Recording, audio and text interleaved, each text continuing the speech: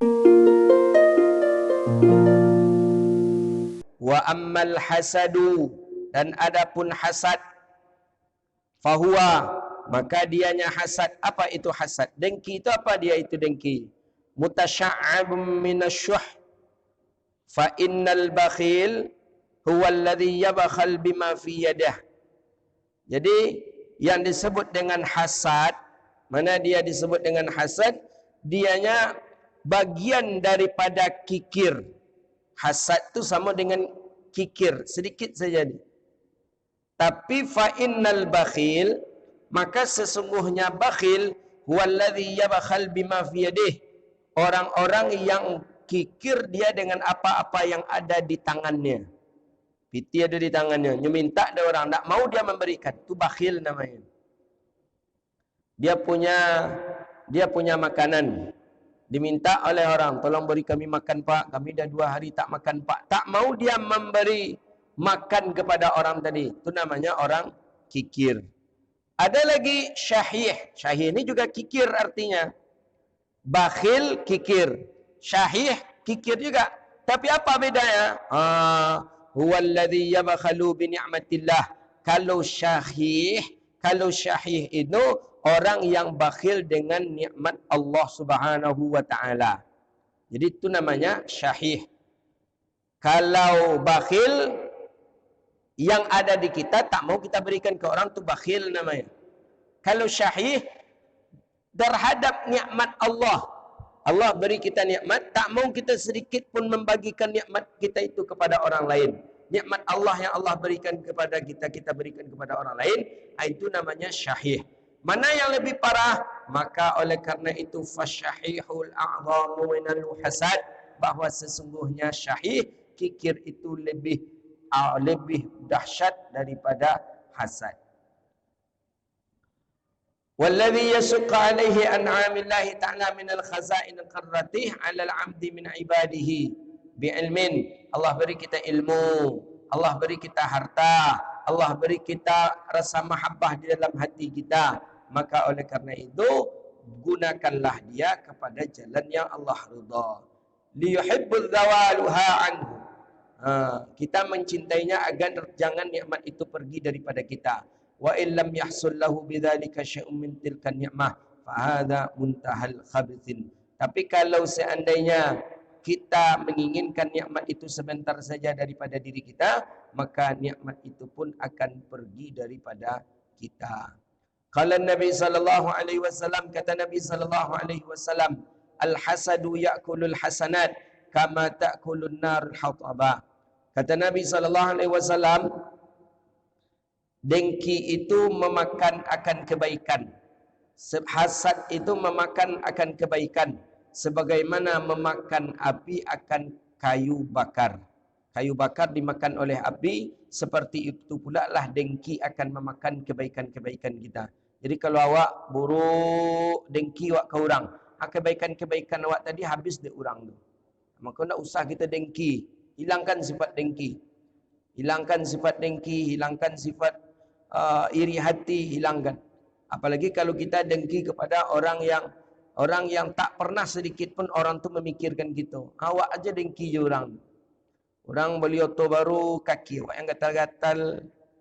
Orang mencat rumah, awak aja hendak lolok malam. Orang apa? Kadang sifat hasad itu bahaya. Maka penuntut ilmu jangan sampai banyak sifat hasadnya. Kawan berkumpul-kumpul jua bersama-sama, awaklah surang aja. Timbul hasad. Hasad tiba, iri hati tiba, akhirnya diprovokasi orang untuk orang membenci saudara-saudara lain. Tak boleh. Tak boleh. Maka na'udzubillah, Allah jauhkan kita daripada perangai hasad. Bahaya, hasad ni bahaya. Orang alim juga bisa terkena perangai hasad. Orang jahil apalagi bisa hasad. Orang miskin bisa hasad. Orang kaya pun juga terkena penyakit hasad. Orang kaya hasad. Hasad dia kenapa awak alun sakayo si anu tu lagi. Awak mode-mode ikut je tarik tu. Si anu tu lah lama kayo macam tu lagi. Kita yang orang miskin, yang orang fukara, fakir bisa hasad. Hasad kepada orang, tak boleh. Buang sifat hasad itu. Tak perlu kita hasad. Si anu tu kok bisa seperti itu. Dia begini. Akhirnya dicari keburukan, dicari kejelekan-kejelekan. Tak boleh. Hasad tak boleh. Na'udzubillah. Mudah-mudahan Allah jauhkan hasad daripada tubuh kita. Allah jauhkan hasad daripada sifat dan perangai kita. Amin ya arhamar rahimin. Bahaya hasad ini, bisa membunuh orang kita kalau hasad ini. Kita dah lama berusaha tak dapat-dapat, dia baru saja muncul dah dapat ni. Tiba hasad. Ingat kisah yang ada di dalam kitab Majalis Susaniyah itu. Dua orang alim yang saling membunuh karena hasad. Yang satunya kakak beradik dia. Dalam kitab Majalis Susaniyah, Imam Fasni As-Siddiqi Al-Azhari. Yang satunya sedang berzikir di atas, yang satunya berzikir di bawah. Tapi yang berzikir di atas tadi itu, dia tak pakai makan, tak pakai apa, tak pakai, pokoknya lebih kuatlah zikir di atas. Akhirnya yang di bawah ini melihat ada apa dengan dia, kok bisa seperti itu zikirnya. Datang dia ke atas. Kenapa? Tak mau dia menunjukkan yang di atas ini. Tak mau, itu rahasia saya karena saya kuat untuk ibadah. Dia dua kakak orang beradik, dua kakak beradik, dan akhirnya yang di bawah pun ingin mencurigai yang di atas. Dilihat, ternyata dia ada melakukan amalan, dan ketika tahu amalan itu oleh si yang pertama, dia marah. Dia marah, baru saja di tangga dia berkelahi dan terjatuh yang satu sampai meninggal dunia. Hasad penyebabnya. Terbunuhnya Habil dan Qabil gara-gara apa? Hasad. Jadi hasad itu bahaya. Bahaya. Jauhkan sifat kita dari sifat hasad. Kita kadang kakak beradik ada hasad. Kadang adik kita lebih berhasil daripada kita. Timbul hasad. Timbul hasad. Kadang teman seperjuangan dengan kita, sekarang dia sukses, kita masih biasa-biasa saja. Ada hasad, benci di dalam hati kita, ingin menjatuhkan dia. Itu tak boleh. Itu hasad. Itu bahaya itu. Hasad itu bahaya. Ada junior kita, waktu kita sama-sama kuliah, kita senior, kita yang membawa dia, dia yang bersama kita. Selalu kita yang membantu dia waktu masa kuliah. Dan ternyata hari ini dia lebih sukses daripada kita. Timbul hasad, kita fitnah dia. Oh si anu tu kalau tak diden petang tu mungkinlah matinya tu. Di tangan orang ada, adalah membantu itu katanya. Pokoknya difitnah orang karena hasad. Hati-hati hasad itu. Wa huwa al-mu'adzab alladhi la yarham. Dia itu adalah suatu perkara yang diazab yang tidak dicintai sama sekali. Dan tidak akan ada azabnya hilang. Azabnya orang hasad selama-lamanya, daimam fid dunia, dan itu berkekalan di dunia. Fa inna dunya la takhlu khatum min khalqin katsirin min aqranih, bahwa sesungguhnya perangai hasad itu tidak akan pernah hilang daripada seseorang selagi orang itu selalu mendambakan dirinya, mengatakan dirinya lebih baik daripada orang. Itu dia. Jadi kalau kita mengatakan diri kita lebih suci daripada orang, kita mengatakan diri kita lebih baik daripada orang, maka di sanalah timbul hasad. Tak boleh hasad. Fa inna dunya la takhluqatum min khalqin katsirin min aqranihi wa ma'arifi mimman an'ama Allahu 'alaihim bi'ilmi wa malin aw jah. Maka banyak orang-orang yang mendapatkan nikmat daripada Allah, baik dengan ilmunya atau dengan hartanya atau dengan kedudukan dan pangkatnya, tapi semuanya itu tidak menghindarkan dia daripada azab dunia sampai dia mati. Kenapa? Karena dirinya ada hasad. Maka hati-hati jangan sampai hasad. Hasad bukan hasan, kalau hasan bagusnya. Hasad iri hati, dengki.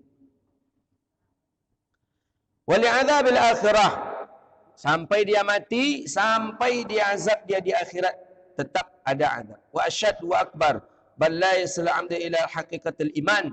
Bahkan dia tidak akan sampai kepada hakikat iman, malam yuhibbul lisairil muslimin, dan dia tidak mencintai apa-apa yang dicintai oleh semuanya orang-orang muslim. Ma yuhibbu li nafsihi, ma la yuhibbu sairil muslimin, wa ma yuhibbu li nafsihi. Balian bagi, akan tetapi sewajarnya bagi seorang untuk yusahimul muslimina fis sarai wad dara, untuk dia selalu menjaga saudaranya muslim baik dalam keadaan sunyi ataupun dalam keadaan terang-terangan. Maksud yusahim itu berteman. Hendaklah seseorang berteman dengan saudara muslimnya fis sarai wad dara, baik dalam keadaan sembunyi atau dalam keadaan terang-terang. Maksudnya kalau ingin berrahasia, berrahasialah dengan saudara muslim, jangan dengan saudara kafir. Makanya kalau ingin menulis sebuah wasiat, bagus jadikan sebagai saksinya bagian daripada orang-orang muslim. Fal muslimuna kal bunyan, orang-orang muslim itu seperti bangunan. Wahid, satu bangunan, yashuddu ba'duhu ba'da, yang saling kuat menguatkan. Itu baru muslim. Tapi kalau ada muslim yang satu saling jatuh menjatuhkan, itu muslimnya bukan muslim yang sempurna. Muslim abal-abal namanya. Dia mesti harus satu. Yang satu ni kita sokong, yang satu ni kita bantu, yang satu ni kita naikkan. Itu baru muslim. Sekal bunyan, seperti satu bangunan. Yashuddu ba'duhu ba'da, yang dia saling kuat menguatkan. Kal jasadin wahid, sama seperti jasad yang satu. Iza ishtaka minhu 'abdun ishtaka sa'ir. Kalau seandainya sakit yang satu, maka seluruhnya pun menjadi sakit. Yang menjadi sakit saudara itu yang terasa betul kalau sakit gigi. Kalau sakit gigi itu saudara sakit. Kalau sakit tangan sakit, je telinga sakit. Elok cakap orangnya kalau sakit gigi bongi je orang tu. Antok lawangnya sakit gigi dengar kata. Padahal elok cakap orang tu ya. Tapi tadi dia lah. Seperti itu persahabatan ini. Dia bagaikan satu tubuh. La tusadif hadha min qalbik. Maka jangan sekali-kali engkau angkat pertemanan itu dari hati engkau. Fashtaghalika bi talimit takhalis. Maka sibuk engkau dengan menuntut keikhlasan min lahalaka anhum aham min istighalika bin nawadir al-furu' wa ilmul khusuman wa amr riya'. Jadi kalau engkau mencari sesuatu kesempurnaan daripada teman-teman engkau, maka engkau akan disibukkan dengan sesuatu yang jarang. Kenapa? Karena takkan ada kesempurnaan itu milik manusia. Sempurna milik Allah. Jadi kalau ada kawan kita kurang-kurang sedikit akhlaknya, maafkan saja. Mungkin kawan tadi ketika lolok godang koruhnya, itu maafkan aja lah. Atau ketika golaknya terbahak-bahak, maafkan saja. Atau ketika kita berteman dengan dia, kemudian dia agak bocor sedikit. Maksudnya rahasia awak terbuka keluar, maafkan saja. Ya, jangan barang yang kecil kita perbesar-besarkan, jangan. Karena itu tidak menjadi hal prinsip. Yang prinsipnya adalah iman masih tertanam di dalam dirinya dan ilmu pun masih ada di dalam tubuhnya.